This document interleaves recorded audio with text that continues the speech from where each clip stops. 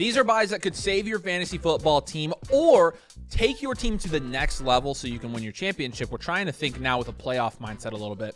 So if you're thinking playoffs as well, let's go ahead and dive into these. Let's start with Saquon Barkley. You'll remember that last week on our buy, sell, hold video, we actually had Saquon Barkley on that video and listed as somebody we'd maybe soft sell. And the reason was because last week we didn't think that it was the bottom for Saquon. We thought he still had some to fall. This is the bottom. Yep. This is the bottom for Saquon. And so he's officially moved from like soft sell territory to now like, okay, if you want to take the upside shot here, I absolutely think it's worth it. Considering that he had 8.7 points against the New York Giants in a revenge game for Saquon, 12 carries for 58 yards, 3 receptions. They looked bad. The Eagles looked bad. And I think this is an Eagles team that is, they have a championship culture. They have a championship roster. They're going to get it back on track. And with Saquon, it's less about any of that. And it's more about what we know that Saquon is capable of and what he's actually done and what the perception of him is now. Because, again, I think even 2 weeks ago, like you were looking at Saquon Barkley and you're like, yeah, I think he's going to bounce back. I think he's going to bounce back. I think people have given up now. And so, again, we're going to move him to the buy category. And we're just going to – I think you can get him super cheap, way cheaper than you could have a week or two ago. And I think you can send some trades for him and potentially get a guy that has, as we know, top 3 running back upside in fantasy football at a significant discount. Look, I'm going to be sending offers for Saquon Barkley for sure. Again, I had him last week as my 6, Gibbs, Cook, and then Barkley. So he was anywhere from 4 to 6 for me in that tier. I think a lot of people are going to take probably Josh Jacobs and move him over Saquon Barkley, which I'm okay with. DeVonta Etienne I would be okay with. But at the point where you can trade any of these backs for Saquon, Quinshon Judkins, Javonte Williams even, I would trade Javonte for Saquon. Bucky, Kyron, Genty, or Hampton, I would do it. And I think people are moving him down into the tier with those running backs, and realistically, he does not belong there. He belongs in the tier still with Jahmyr Gibbs, James Cook, a tier below CMC, Taylor, and Bijan. And so I will be sending any of those running backs for Saquon Barkley if I can do it. It may not happen in your league. You may play in a sharp league, and that's totally fine. But again, I'm just giving you an idea of when his price falls to that point, that's where we buy. And so those are the guys that if your league mate is willing to give up Saquon for one of those guys, I would do it. I would do it in a heartbeat at this point. Yeah, I would go ahead and go invest in Zay Flowers at this point as well. I think since Zay Flowers popped off early in the season with 28 and 14 points against Buffalo and Cleveland, he's kind of come back down to earth, 14, 12, and 8 points the last week. I want to reinforce 14, 12, and 8 points with no Lamar Jackson or like half of Lamar Jackson in the KC game. And then Houston and the Rams, like Cooper Rush throwing in the ball, and he had 8, 5, and 10 targets in that stretch. Zay Flowers is going to be fine after the bye week, guys, and I think he will be on the up here. I mean, after a 1-5 start for Baltimore, you're going to hear a ton of talk about their team and how, like, only three teams in the however many, one of which was the Colts a few years ago, ended up making the playoffs after starting 1-5. You've got Baltimore with Chicago, Miami, Minnesota, Cleveland, the Jets, and Cincinnati in the next 6 weeks after the bye. I mean, that's a lineup for Zay Flowers to capitalize on this volume that he's consistently been getting. I mean, his average volume on a weekly basis has not gone down since the first 3 weeks of the season with Lamar Jackson at the helm, which is very promising for his floor. Again, you're seeing, like, in a bad matchup against the Rams where no one expected them to do anything. And oh, by the way, they only scored 3 points that day. He still had 10 targets, brought in 6 for 46. The only reason he scored 8 points and not 11 is because he had that fumble, right? So I think Flowers is a great investment if you want to buy low on a guy in an offense that a lot of people are lower on than they should be at this point. If you can give up Marv to get Zay Flowers, I would go ahead and do that. If you can give up Quentin Johnson to get Zay Flowers, I would be willing to do that. If you can give up Michael Pittman to get Zay Flowers, I would do that as well. So those types of guys that are in offenses that are less shaky in the short term, but long term they don't have the upside that Baltimore offers with Lamar Jackson throwing the ball. All right.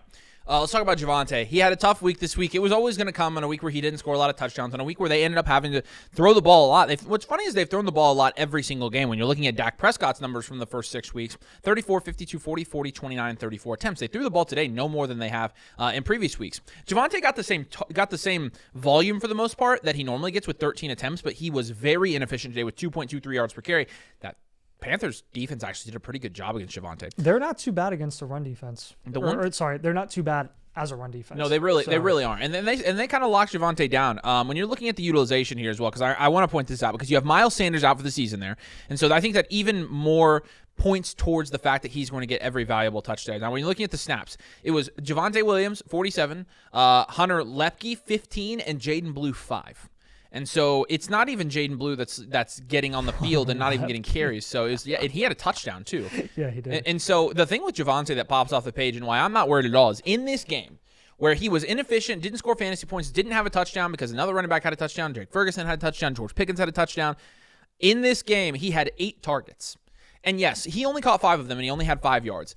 But more often than not, he's going to be more efficient than that in the receiving game. And the consistent receiving game usage for Javonte is something that really does prop up his floor. In fact, it's the only reason he had 8.5 points today, and it kind of salvaged his day, and kind of you're not losing your lead because of this guy. Like, that's really the only thing you feel decent about here. And so with Javonte Williams, like, I think a lot of people are going to look at Javonte after this week and be like, okay. And some people won't sell. Some people will be smart about it and will say, I'm not selling Javonte. This didn't change anything for me, so I'm going to be good. But realistically, at this point, if you have Hampton with the news Hampton's going out for more than 4 weeks, I think you got to pretty easily, man. I think you have to. And I don't know how many Javonte owners would do that, but the ones that are like 6-0 at this point may do it just for upside. When you get down to the C tier worth of running backs here, if any of these dudes are tradable for Javonte Williams, I would do it. Etienne, Breece Hall, Derrick Henry. And I'm going to say like Dobbins, Kamara, Walker, but I don't think that's getting done. I think realistically you're looking at a very slim range here where you can say, okay, Etienne, I would confidently take Javonte. Breece, at this point, Breece had a bad game today. I don't think that's happening. Derrick Henry, though, I think you could probably get that done. I think that there are a lot of Derrick Henry owners that would a lot of Javonte owners that would take Derrick Henry and take that upside shot. And realistically, we're still much more comfortable with Javonte. Javonte is interesting because he's a buy if you can get him low. The problem is he's really in a range where it's like you're not taking him over Etienne or Jacobs. And I don't think, with Judkins, Irving, Kyron Williams, Genty, like those guys really are all in the same tier. I'd probably take Genty over him at this point. And so it's tough, but what you're really looking to do here is send offers for Javonte and see if the Javonte owner will sell low at all after a tough week. It's no cause for concern. It's just a week where he just didn't have a ton of points, and he's going to bounce back because he looks like one of the best running backs in fantasy football so far. So again, shopping for some of those guys and see if you can get it done. See if you can get him maybe for a wide receiver. That honestly might be a better option is trying to trade a wide receiver for Javonte Williams here. You got a bunch of wide receivers in this range. I think a lot of people would take at this point with the wide receiver injuries that happen. So kind of play the market and try to go get Javonte low if you can after this week. If you want to check out our full rest of season rankings, completely updated, and also use the free trade calculator, use your My Team, so you can actually plug your team in and see where you rank through 6 weeks and for the rest of the season. You can do so for free. I've got the link pinned in the comment. Just create a free account with code DOMAIN. You can access all those tools, again, completely free of cost, help you win your fantasy football leagues this year, but we've got all those tools on the site for you for free. Links in the pinned comment if you want to access that. Again, you don't have to pay anything. Just use our tools. Next buy we've got here. Got another Eagle. I know, how dare we have 2 Eagles as buys in this video when their offense looks worse than it's ever been in the last, year and a half. And I understand that, but realistically, you're looking at an offense that for a year and a half, their simple offense got them to a Super Bowl and won them a Super Bowl. And finally, teams in the NFL started catching along and being like, oh, maybe it's kind of obvious what they're going to do. Mm-hmm. And maybe we're just going to force in the pass because Hurts has limitations there. And then, you get them all flustered and stuff and it doesn't work. They're going to find ways to make this offense more versatile, less predictable in the coming weeks. And the schedule outlook has not changed for the Eagles. Minnesota, the Giants, Green Bay secondary, not nearly as good as a run defense over the next few weeks, like for DeVonta Smith with the bye week there in week 9 as well. But I think that DeVonta Smith is going to be a good investment here. With A.J. Brown having his own troubles producing at a high level after his 14-pointer, we're having a totally different conversation about DeVonta Smith this week if Jalen Hurts doesn't so slightly overthrow him for like a 90-yard touchdown against the Giants, which kind of changed the outlook of that game as well. But for DeVonta Smith, like there are guys that you would never dream would be in the same price range as him right now, like Stephon Diggs.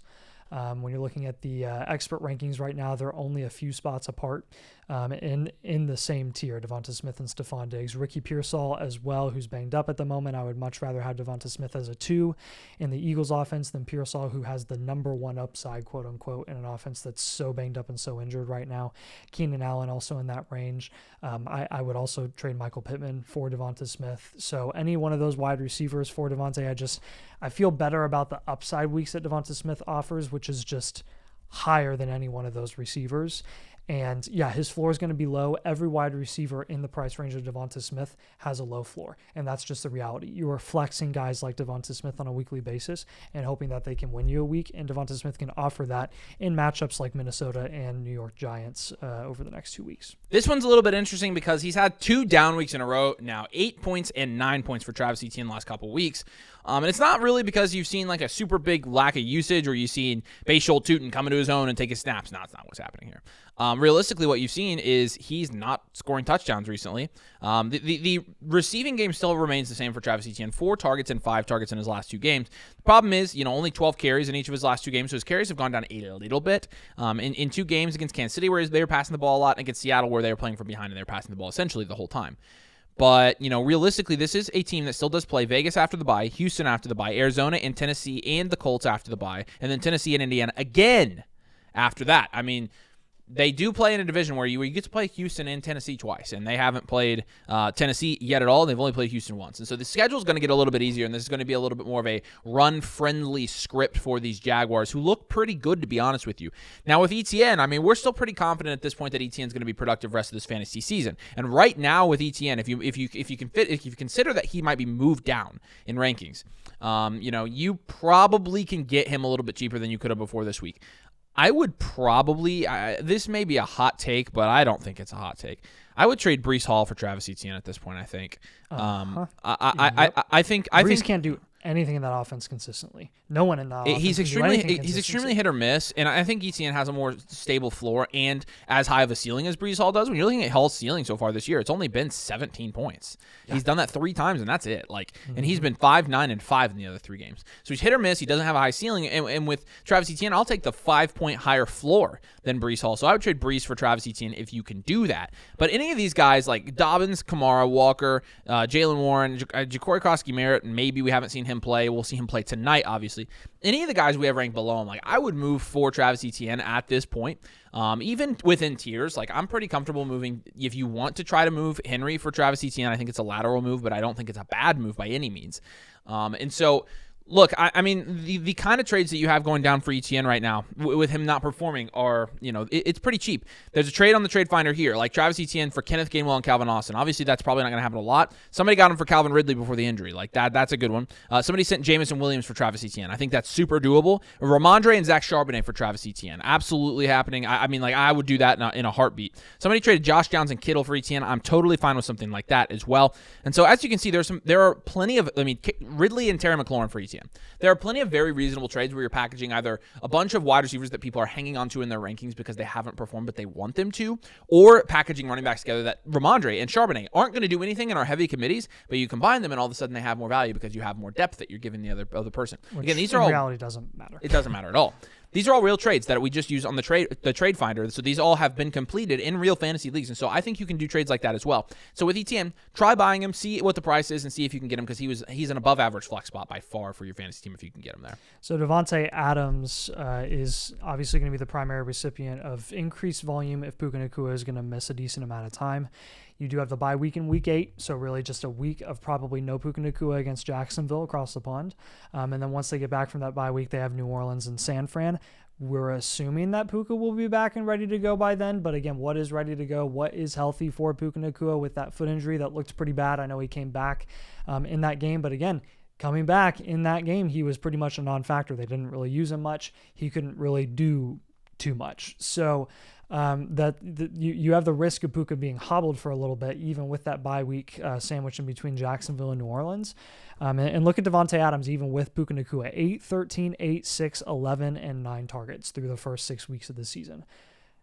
That's a real nice floor of target volume. That's a real nice floor. And you take that volume, you increase it a tick just in the short term as a number 1 wide receiver for that offense while Puka is out just for a week. If you're a desperate team and you need short-term wins, it's worth just going and getting Davante Adams now. Because I bet you $1 million you're going to have some people in your leagues. You're going to have some people in fantasy football that are like, oh, I got to sell Davante Adams high now because he's going to produce for a couple of weeks while Puka Nacua is banged up.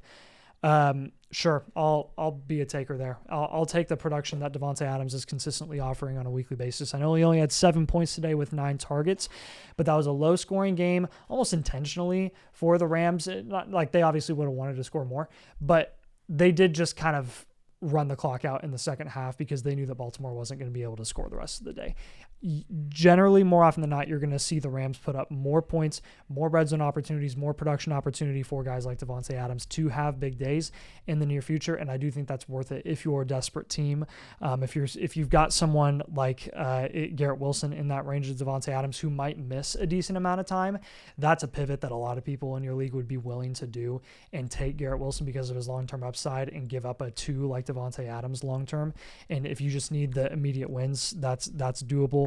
Other guys in that range, Zay Flowers. I do like Zay Flowers. I would much rather have Davante Adams than Zay Flowers. So a couple of wide receivers in those ranges are what we'd be looking for to give up to get Davante Adams. All right, let's talk about Pitty. Pitty, last week I had listed, or 2 weeks ago I had listed as a hold. He's dropped enough in price, I think, after a performance this week against Arizona where he had 4 points. On 3 targets, he only had 2 receptions for 20 yards today. And obviously, he's had 4 touchdowns in his first 5 games, didn't score a touchdown against Arizona. I'm sending offers for Michael Pittman, and the reason being, it is a good offense. And you're getting a piece of a good offense that's scoring a lot of touchdowns with a quarterback that clearly has favored Michael Pittman through the first part of the season. And so I'm still very encouraged with Michael Pittman, and I think people were looking for the first possible reason to short Michael Pittman, because realistically, coming into the week, he was the wide receiver 13 on the season. And in everybody's rankings, he's about the wide receiver 25 or 30. And so now you're going to see people move him down. He only had 4 points. There's the end of the touchdowns, blah, blah, blah. But with all the wide receiver injuries this week, it is hard to come by wide receivers in good offenses that actually have legit 15 to 20 point upside on a week-to-week basis. And that's what Michael Pittman is. And so you are, looking at, so there's some trades here that, you can get done for Michael Pittman that I found on the trade finder that I'm totally good with doing. Somebody traded Chuba for Michael Pittman. I would totally be willing to do that. I would really even be willing to do Kenneth Walker. I saw 2 Kenneth Walker trades where people just traded Walker for Michael Pittman straight up. I'm fine with it. Somebody traded J-Mo for Michael Pittman straight up. I'm definitely good making that pivot as well. Alvin Kamara for Michael Pittman. At this point, I'm probably okay making that pivot. Jordan Addison for Michael Pittman, I would do. DJ Moore for Michael Pittman is done, I would do. Tony Pollard for Michael Pittman, I would do. And so a lot of 1-for-1s there, but just I would straight up prefer Michael Pittman over most of those guys. And so again, I think if there is a buy window for, again, a wide receiver in a good offense, that has been very productive so far this year, that had his first, kind of slow game of the year. I think if there's a buy window, flexing Michael Pittman as your last flex guy or first guy off the bench every week, he is great for that. And so I would go send us some offers for Pittman, see if you can get him low. We've been doing this the last couple of weeks, telling you to target guys that are coming off of an injury or a suspension like Rashee Rice and George Kittle. Going to do the same thing with Mike Evans here. He was not put on IR with that hamstring injury for a reason. He's been out for a few weeks now.